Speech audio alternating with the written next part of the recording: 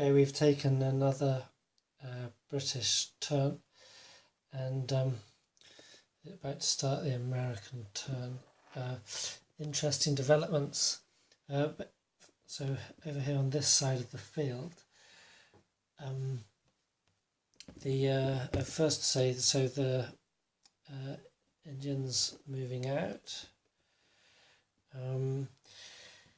and we've had an all-out assault. So you need a leader to assault. Basically, there's 2 brigades here of Hessians, and they've sent up units. They've kept units in reserve. Sent up 2 regiments each, or brigades, to assault the American lines here. This one was moving up to assault, but in fact, in the offensive fire phase before it got to assault, it routed the unit in front of it. Unfortunately, according to the rules, then that means they can't go through the assault, so they won't be able to move into that hex. Which, you can rationalise that. It's just a bit unfortunate. Then there was a unit here and here, so there was a line, 3 assaulting units here on the British side, but they're now here, having routed back in their assault. So I think one of them was even routed out in the defensive fire phase, but this unit here managed to I can't remember exactly what happened. Actually, I think this unit was routed from here, and then this British unit managed to move the... no, it was threatening to assault the cannons, and they made a successful withdrawal, so they've moved 1 hex away. You can move 1 or 2 hexes away as long as it's 2 hexes away from all enemy units. So rather than just moving straight that way, they moved 1 hex that way. So there's the British all-out assault. I said they were going to concentrate here, but so this is really kind of like a pinning action. This would be the main thrust here. Interesting thing is what it's meant. If we go here, you can see there's another bulk of British units moving up to support, but then practically all we're left with here is artillery. There's 1 regiment here, there's 2 or 3 weak regiments here, and there's 3 weak Hessian regiments here. So that's only like 2.5 brigades. And then there's 1 brigade essentially has gone over on the boat. So the interesting thing is, and now a slight dilemma for the American side, is that they have quite strong units here. They could perhaps assault British position there. Actually, no, think about it. No, they won't, because that river is unpassable, isn't it? So they couldn't assault through there. They'd have to go through the ravine. It would be very slow. The artillery would be pounding down on them.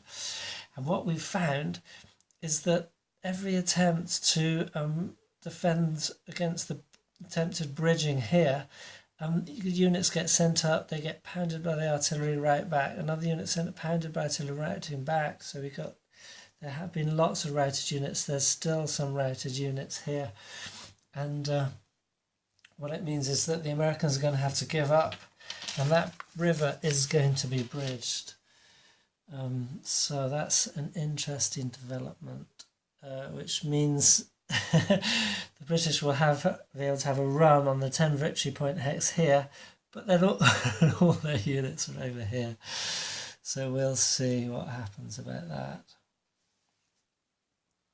Okay, after the American rally check phase and observation here, routing units, American units, will move towards this hex, the south end of the Albany Road, and the British will move towards the north end, up that way, when they're routing, which is quite problematic in that, I mean, any unit, American unit defending here is already near the edge of the board.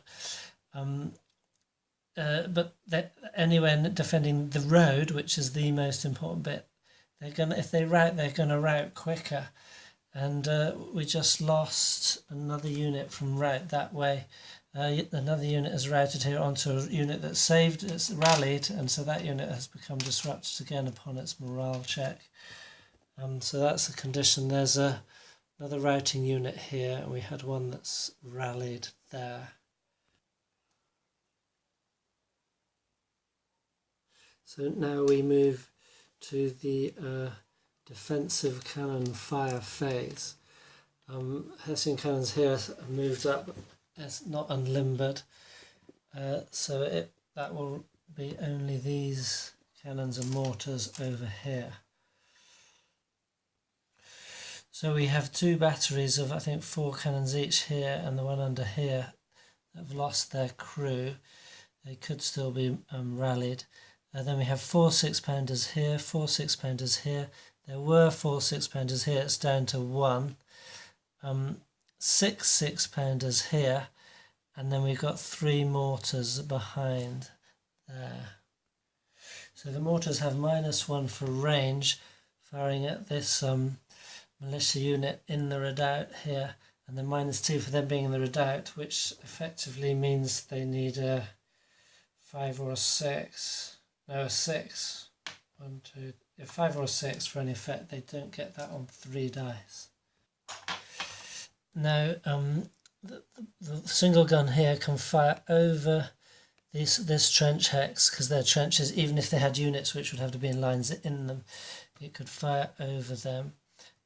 It cannot fire through that redoubt hex, and that's only they could potentially fire at guns, try to destroy a gun there, but that would only be on a 6, a -2. They're not going to get it. It could, I think they got line of sight to that redoubt here, so they're going to fire, that single gun will fire at those militia. So with -2 for range and -2 for the redoubt, that's a -4 on a d6. They would need a 6 to have any effect, and they rolled a 5. These 6 6-pounders at 2 hexes range of that redoubt will be able to fire with a +1, and so on a 5 or 6 they will eliminate any of those guns in case they get recrewed, which is doubtful. But there's not, I don't know, there's not a lot more they can do helpfully at the moment. So that's 1, 2, 3, 5s and 6s, and that is 2 guns, so those guns are destroyed. If anything, it helps clear up clutter on the map. Okay, the 6-pounders here don't really have any targets here, because these fellows are already disrupted. They can't see these because of line of sight. They could see, let me pull back, they could see this battery here, but at that range they're at -2. It's also in a redoubt, so that's -4. So guns against guns, they have no chance of any effective fire upon that. So they're going to save their ammunition for now. No, they could fire again on them, couldn't they? So that would be 1, 2, 3, 4, 5, 6, 7. 7 hexes, 6-pounder, that's -2, -2 for the redoubts, that's -4. So again, they're going to need a 6 for any result. So 4 dice, and they got no 6s, no results. So that's it for the gunfire at the moment. There are some cannons here, but they can't see through that unit and that unit and that unit, and probably also the building there. So we move to the movement phase, and so I've got to sort out what's going on here. Think about, maybe these guys should be recalled. Originally they were reserved here to protect these hexes. I'm thinking they're going to have to come back, because there's 10 victory points here, and in fact another 10 there, and a few militia are not going to defend against all those cannons there. Even with the limited resources the British have there at the moment, if they make a lunge, there's a good chance they can get that victory hex, because at the end of their... Or else I'm just going to have to keep throwing up units here to stop them bridging this, and accept that each turn that unit will be routed. Okay, I'll think about that, but start with the movement over here first. Okay, here on the left flank of the American line, this is what I love about tactical games, the kind of dilemmas. We got Major General Arnold here. Does he join the line here to help rally, save the morale of the troops here, or does he move and help this routed unit here, help Colonel Jackson to rally his men there? Well, he's joined the line here.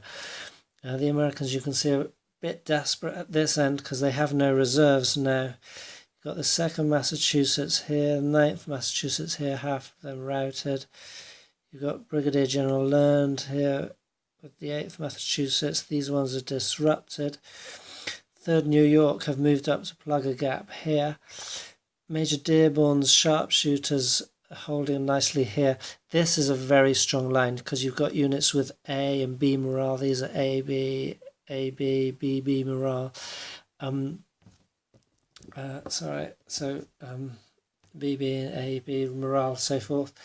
B morale units. So this is a very strong line, and the cannon are moving over here to get to the clearing to defend that gap.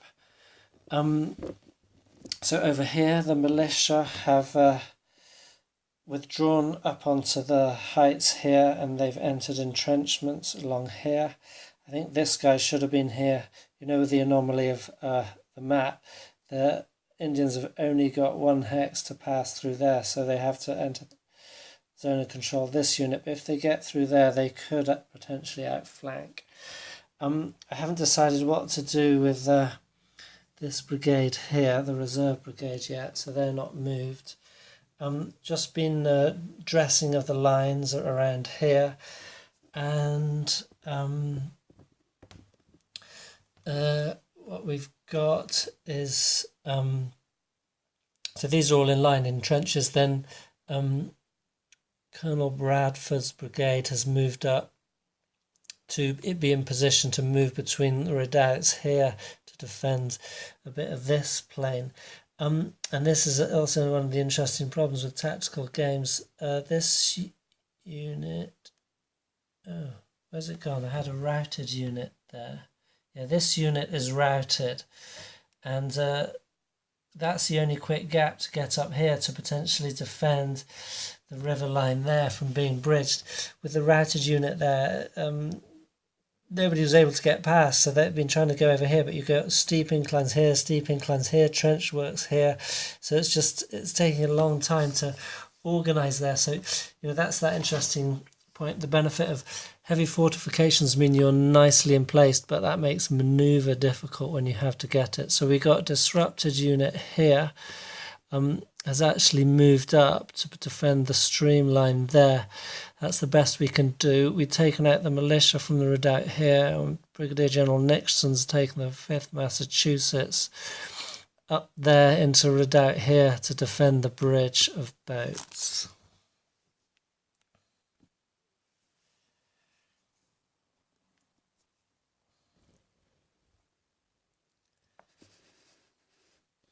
Interesting to note, although this is the left of the American line, they've got a kind of like they more or less flank. This is really their rear area, or we could call it a horseshoe shape. I say flanked, but it's only by these 2 American engineers, and they have no fire capability. They only have assault capability, which is very effective in the woods, but not going to be effective up on the bare heights there and in the entrenchments. So now we have the regular defensive fire phase, and there's going to be a fair bit of that. We've had all the cannons fire, didn't we? But you can see, like here, these units in contact can defensively fire against the Americans. You can see how effective fire is. So small arms fire against foot units, such as the ones we just saw, on an unmodified roll, you're going to have a result, even if it's just a morale check, 2/3 of the time. And even against a B strength morale unit, half the time a morale check is going to result in a disruption, or even on the roll of 1, a rout. So combat is very effective. This game's, I think it's going to be a lot about organising your lines and managing your reserves, as well as providing, you know, firing power up front. So I rolled a 4, I think, which is a morale check. There's no modifier for the unit I'm looking at, which is the American unit here with Major General Arnold on top. It's an A strength unit, but he rolled a 1, so he's going to be routed. And interestingly, only your immediate superior Major General Arnold can help with rallying, and I think some other effects, but not with that immediate combat morale roll, seeing as he's not the immediate superior. Sorry about, I don't know where to put this. Okay, I'll leave it there. So this unit immediately moves 3 hexes towards that road. 1, 2, 3, and yeah, I'm going to take Arnold with them to help rally it. But they are routed now. That is unfortunate. That was one of the strongest units.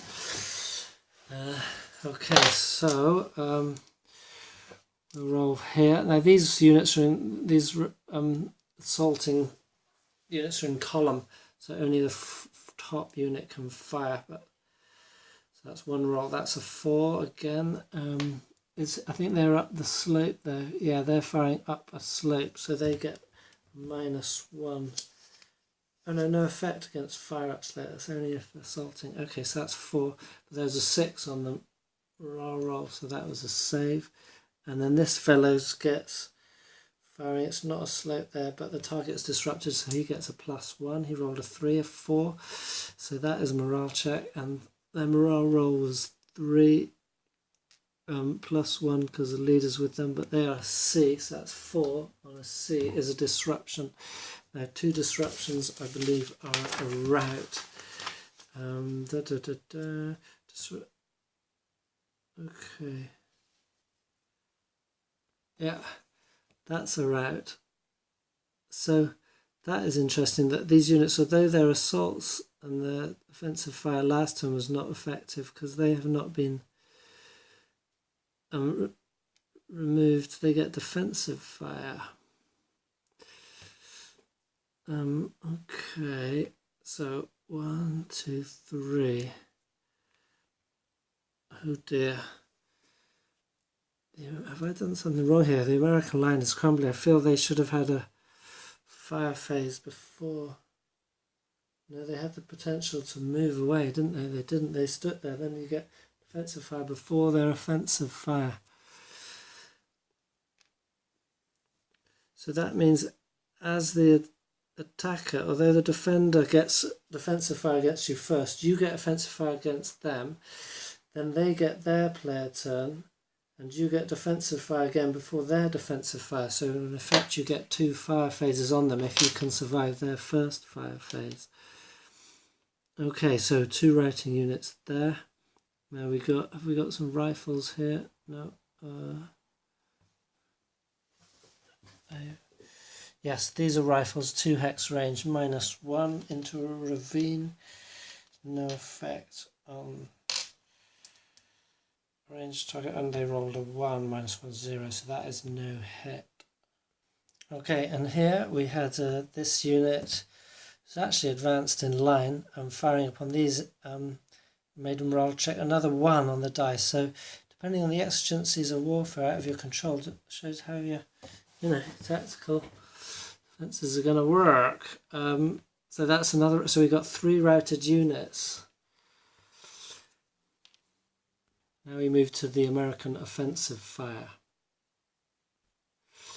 So here the Americans rolled a straight 5, which is an automatic rout.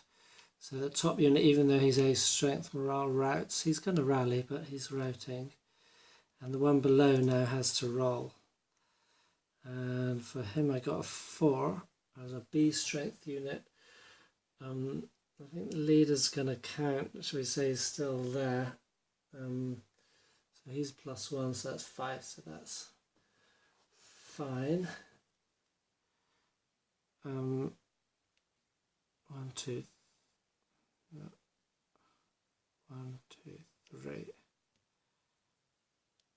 Oh, sorry, whoops, I was removing the wrong unit there, wasn't I? 1, 2, 3. Now, if you can, you don't move them through other units, but if you can't, you do. So, them, who's them? That's von Rinstal's or someone's units. They will upset potentially these fellows they move through, so roll for them. Roll, that's at 6, so they're fine, which is lucky because they're C strength unit. C morale strength being not as great as A or B, obviously. Okay, so these fellows firing. They rolled a 1 and there's no modifier, so that's still a morale check. I rolled a 1 for the morale, and their commander's actually -1. They're not too keen on him. They're B strength, so they get 1 - 1 is definitely going to be a rout.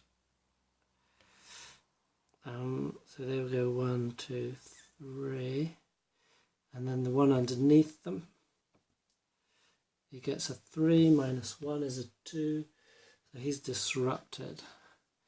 That was unfortunate.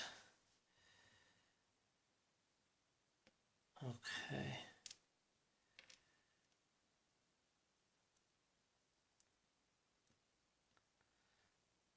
Okay, it's going to send the leader off.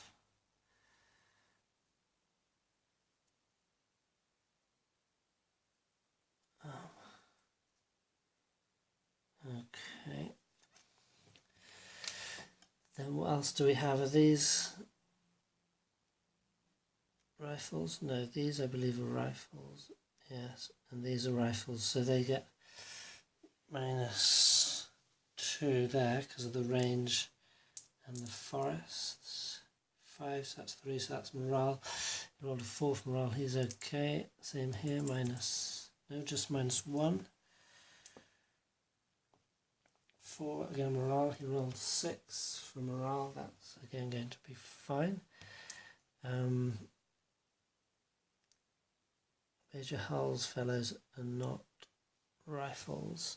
I think Colonel Morgan's fellows here are rifles, yes. They're in line. Oh, 2 A strength units. Okay, so they're both going to fire on there. 2 -1s. Got a 3 and a 2, so that's a 1 and a 3. So that's 2 morale results. The first roll is 4. +1, 5. Even for a D strength unit. Well, that's disruption, and the second morale check is another disruption, so he routs. 1, 2, 3. I'll send his leader with him. Then we have the cannons here firing. Those are only small 3 pounds. 1, 2, 3 hex range. They get 0 modifier, and there are 4 of them. So that's 4 dice. We get 4, 4, 5, and a 3. Which with cannon versus foot, no modifier for ravine. All morale checks, so that's 4 morale checks for this poor unit here. His C strength as leader gives him no bonus, so he needs a 5 or a 6 for no effect. The first 2 he gets a rout of one of them, so he's routed.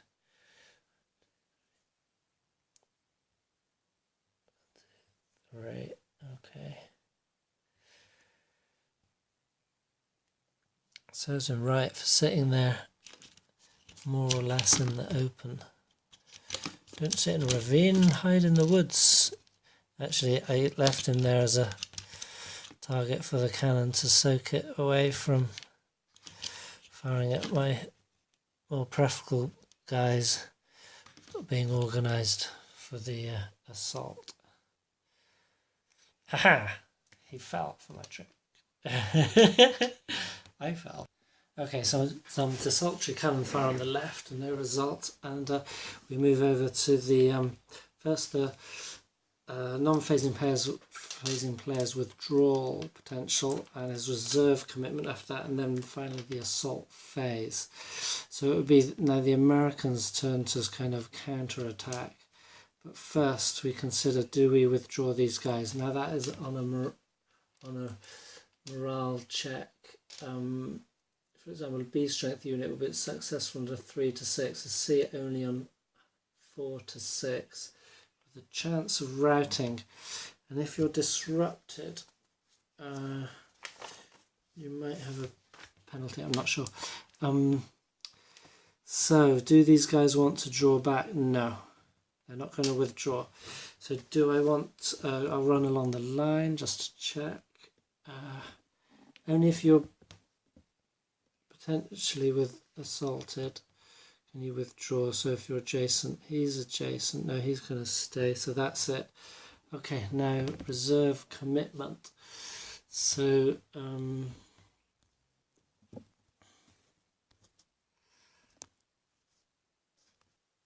sorry.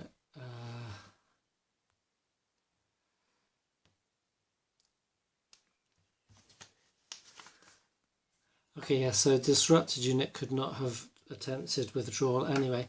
Now, for reserve commitments, you have to move into enemy zone of control and can only move 2 movement points, not hexes. So which means seeing Forrest take 2 movement points, that one's out. This one can. So he's going to try and commit the reserve there. So he's C strength. Unfortunately, doesn't have any leader step with him.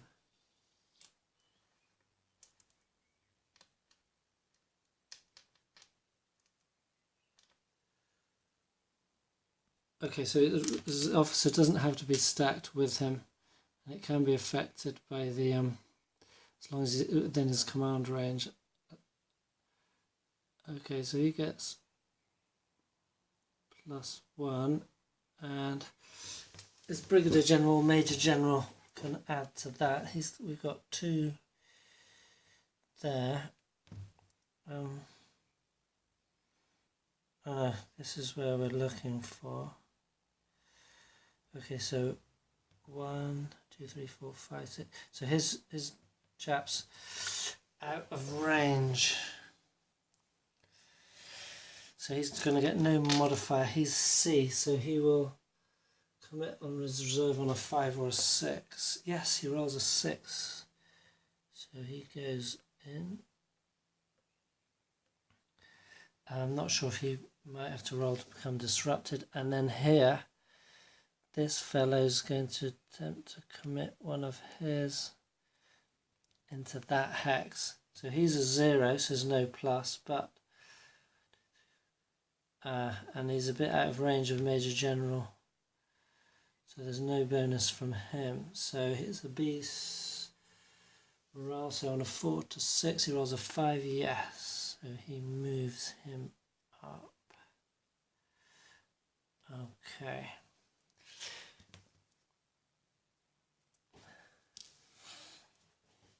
I think that obviously necessitates coming out of line.